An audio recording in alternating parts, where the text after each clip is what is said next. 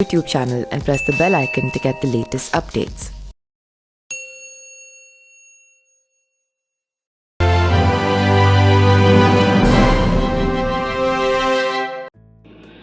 नमस्कार, मेरा नाम पिंटू सिंह यादव है और आप देखना शुरू कर चुके हैं न्यूज लाइव। दोस्तों, 2024 लोकसभा चुनाव जैसे जैसे नजदीक आ रहे हैं वैसे वैसे राजनीतिक दल अपनी तैयारियों को अमली जामा पहनाने में जुट गए हैं।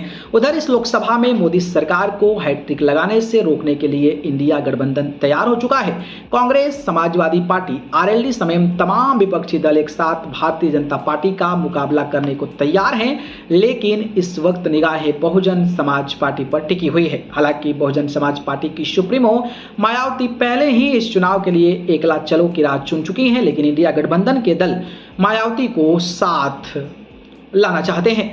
इस बीच दावा किया जा रहा है कि मायावती अपने जन्मदिन यानी कि 15 जनवरी को बड़ा ऐलान कर सकती है। राजनीतिक विश्लेषकों की माने तो मायावती अपने पत्ते चुनाव की तारीख का ऐलान होने के बाद खोल सकती है, लेकिन अगर मायावती अकेले लड़ी तो घाटे का सौदा हो सकता है। कांग्रेस नेता अजय लल्लू ने दी मायावती से अपील। हाल ही में उत्तर प्रदेश कांग्रेस के पूर्व अध्यक्ष अजय कुमार लल्लू ने हाथ जोड़कर बसपा सुप्रीमो मायावती से इंडिया गठबंधन में शामिल होने का अनुरोध भी किया था। उधर मायावती के करीबी माने जाने वाले बसपा सांसद मलूक नागर ने इंडिया गठबंधन में बसपा सुप्रीमो मायावती को प्रधानमंत्री चेहरा घोषित करने की मांग कर दी। कांग्रेस नेता अजय कुमार लल्लू ने कहा था कि इस समय के माहौल के चलते इंडिया गठबंधन बहुत जरूरी है, इसलिए हाथ जोड़कर बहन जी से अनुरोध है कि देश, लोकतंत्र, संविधान, गांव, गरीब, दलित, पिछड़े के आरक्षण को बचाने के लिए बहन जी भी इस गठबंधन का हिस्सा बने। कांग्रेस चाहती है कि सभी दल एक हो ताकि अहंकारी, घमंडी देश, नौजवान, संविधान, गरीब, दलित विरोधी सरकार को उखाड़ फेंके। मायावती इंडिया गठबंधन में आई तो तस्वीर बदल जाएगी।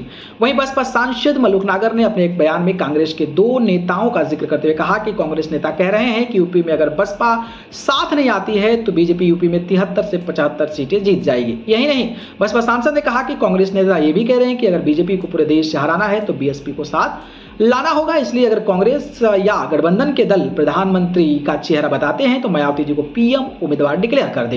हालांकि बसपा सांसद ने कहा कि राजस्थान, उत्तराखंड और एमपी में कांग्रेस ने बसपा विधायक तोड़े हैं, इसलिए वो मायावती से माफी भी मांगे। बसपा सांसद ने कहा कि अगर कांग्रेस माफी मांग लेती है तो बात बन सकती है।